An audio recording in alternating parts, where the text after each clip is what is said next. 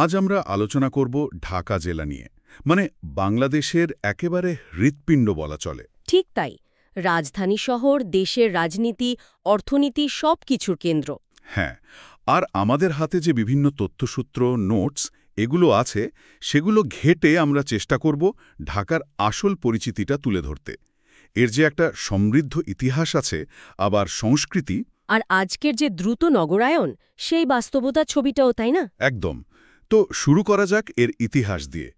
হাজার বছরেরও বেশি পুরনো ইতিহাস ঢাকার। হ্যাঁ, তবে এর আসল গুরুত্বটা মানে সবার নজরে আসা শুরু হয় সম্ভবত ১৬১০ সাল থেকে। যখন মুঘল সুবাদার ইসলাম খান এটাকে রাজধানী হিসেবে ঘোষণা করলেন। ঠিক, ইসলাম খান যখন সুবা বাংলার রাজধানী এখানে নিয়ে এলেন, আর তখন থেকেই ঢাকার উত্থান। মসলিনের জন্য তো তখন এর বিশ্বজোড়া খ্যাতি ছিল। আচ্ছা, এই মসলিনের ব্যাপারটা তো আমরা প্রায় শুনি, তথ্যসূত্রগুলোতেও নিশ্চয়ই এর উল্লেখ আছে। অবশ্যই আছে। মসলিন ছিল তৎকালীন ঢাকার একটা বড় পরিচয়ের অংশ। তো এই যে দীর্ঘ পথ চলা, মানে মুঘল আমল থেকে ব্রিটিশ পিরিয়ড, তারপর ধরুন ৫২র ভাষা আন্দোলন, ৭১-এর মুক্তিযুদ্ধ। হ্যাঁ, প্রতিটি ঘটনায় কিন্তু ঢাকার উপর এর চরিত্রের উপর গভীর ছাপ ফেলেছে। অবশ্যই। আর মুক্তিযুদ্ধের স্মৃতিগুলো তো ধরে রেখেছে মুক্তিযুদ্ধ জাদুঘর, এর কথাও আমাদের উৎসগুলোতে আছে। আছে। আর এই যে বিভিন্ন সময়ের স্তর, এইগুলো মিলেই কিন্তু ঢাকার আজকের সংস্কৃতিটা তৈরি হয়েছে। একটা দারুণ মিশ্রণ, তাই না? ঠিক, মানে মুঘল আভিজাত্য, আবার ব্রিটিশ স্থাপত্যের একটা প্রভাব। হ্যাঁ, তার সাথে আবার আধুনিক নগর জীবনের যে ব্যস্ততা, এই সবই একসাথে দেখা যায়।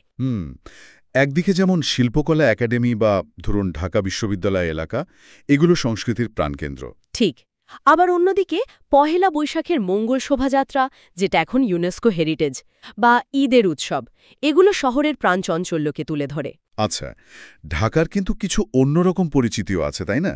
যেমন ধরুন, এটাকে মসজিদের শহর বলা হয়। হ্যাঁ, এই নামটা বেশ পুরনো। অসংখ্য মসজিদ ছড়িয়ে আছে শহর জুড়ে। আর একটা জিনিস, মানে রিকশার শহরে তো বলা যায়। তথ্য বলছে রোজ প্রায় ৫ লাখের বেশি রিকশা চলে এখানে। ভাবা যায়, ৫ লক্ষ! এই রিকশা আর শহরে যানজট দুটোই ঢাকার পরিচিতির অংশ হয়ে গেছে। যানজট তো বিরাট সমস্যা, কিন্তু রিকশা বাদ দিয়ে ঢাকাকে ভাবাও মুশকিল। এটাও একরকম সংস্কৃতির অংশ আর কি।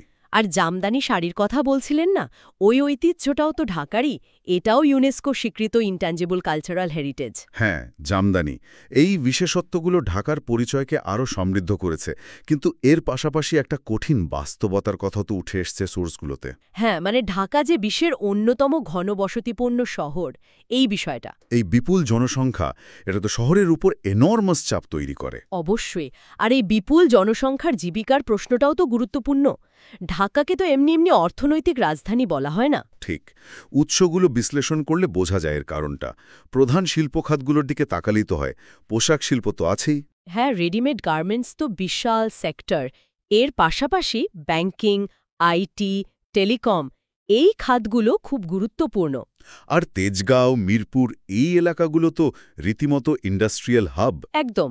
এই অর্থনৈতিক কর্মকাণ্ডের কেন্দ্রবিন্দু হওয়ার কারণে ঢাকা সারা দেশের জন্য এত ভাইটাল। পরিবহনের দিক থেকেও তো ঢাকা কেন্দ্রবিন্দু।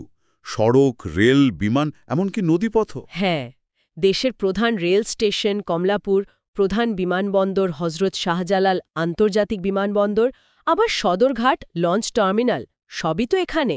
সদরঘাট তো দেশের দক্ষিণাঞ্চলের সাথে যোগাযোগের লাইফলাইন বলা যায়। অবশ্যই। আর শহরের ভেতরেও তো এখন যোগাযোগ ব্যবস্থা অনেক উন্নত হচ্ছে।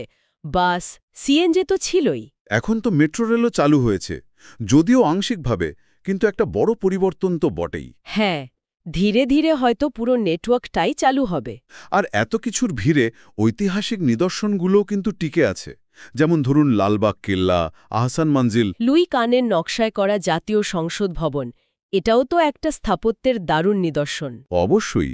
আর পুরান ঢাকার কথা তো আলাদা করে বলতেই হয়। ওই সরু গলি, পুরনো স্থাপত্য, আর সেখানকার খাবারের ঐতিহ্য। হ্যাঁ, পুরান ঢাকার কাচ্চি বিরিয়ানি বা অন্যান্য খাবারের আকর্ষণ তো অন্যরকম। এই সবকিছু মিলিয়েই আসলে ঢাকা। একদিকে হাজার বছরের ইতিহাস, ঐতিহ্য, অন্যদিকে একবিংশ শতাব্দীর আধুনিক সুযোগ সুবিধা, আবার সমস্যাও, দুটোই পাশাপাশি চলছে। আমাদের হাতে থাকা উৎসগুলো ঢাকার এই যে জটিল বহুমাত্রিক রূপটা, এটা বুঝতে খুব সাহায্য করে। একদম।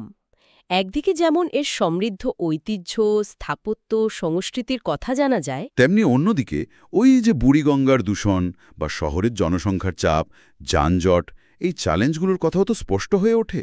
হ্যাঁ, মারাত্মক দূষণ বুড়িগঙ্গার, এটা সত্যিই ভাবনার বিষয়। এখানে হয়তো মূল প্রশ্নটা চলে আসে, মানে এই যে ঐতিহ্য আর আধুনিকতার টানাপোড়েন, ঠিক।